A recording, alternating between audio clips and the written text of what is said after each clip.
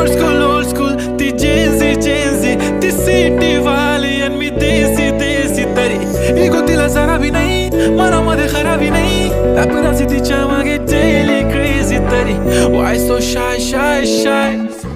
सुंदरी तुझं नाव काय आहे तुझं गाव काय आहे ग अरे